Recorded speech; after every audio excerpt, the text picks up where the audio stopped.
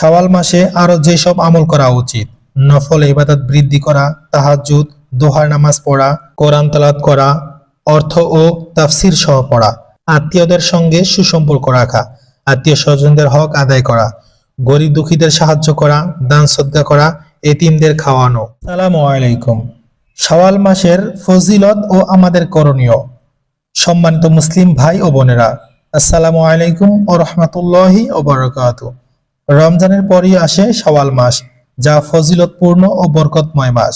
এই মাসে আল্লাহ পাক রব্বুল আলামিন আমাদের এমন কিছু সুযোগ দিয়েছেন যা গ্রহণ করলে আমরা সারা বছরের জন্য নেকি অর্জন করতে পারবো। তাই শাওয়ালের গুরুত্ব ও আমল সম্পর্কে জানা আমাদের জন্য অত্যন্ত জরুরি। 1 নম্বর আমল, শাওয়াল মাসের গুরুত্ব ও ফজিলত। ক, শাওয়াল হলো ঈদের মাস।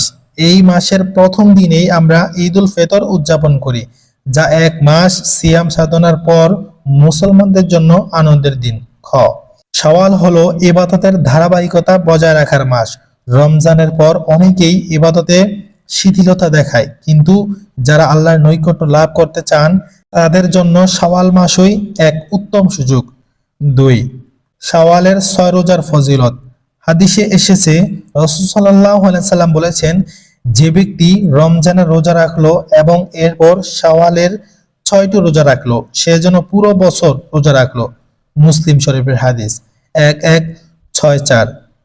এই 6 রোজার বিশেষ কিছু ফজিলত: পুরো বছরের রোজার সওয়াব পাওয়া, কিয়ামতের দিন রাসূল সাল্লাল্লাহু আলাইহি সাল্লামের সুপারিশ লাভের সম্ভাবনা, রমজানের পর ইবাদতের ধীরতা অব্যাহত রাখার সুযোগ, নফসকে শৃঙ্খলায় রাখা ও তাকওয়া বৃদ্ধি করা। 3 নাম্বার, শাওয়াল মাসে আরো যেসব আমল করা উচিত: নফল ইবাদত বৃদ্ধি করা, তাহাজ্জুদ, দোহার নামাজ পড়া, কোরআন তেলাওয়াত করা, অর্থ ও তাফসির সহ পড়া, আত্মীয়দের সঙ্গে সুসম্পর্ক রাখা, আত্মীয় স্বজনদের হক আদায় করা, গরিব দুঃখীদের সাহায্য করা, দান সদকা করা, এতিমদের খাওয়ানো। নতুন ইবাদতের অভ্যাস গড়ে তোলা, রমজানের মতোই নেক কাজে আত্মনিয়োগ করা। 4 নাম্বার, আমাদের করণীয়।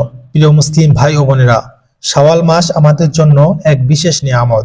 আমরা যেন শুধু রমজানে ইবাদত না করি, বরং রমজানের পরেও আমলের ধারাবাহিকতা বজায় রাখি। আল্লাহ যেন আমাদের শাওয়াল মাসের 6 রোজা রাখার তৌফিক দান করেন এবং তার রহমত লাভের উপযুক্ত বানিয়ে দেন। আমিন।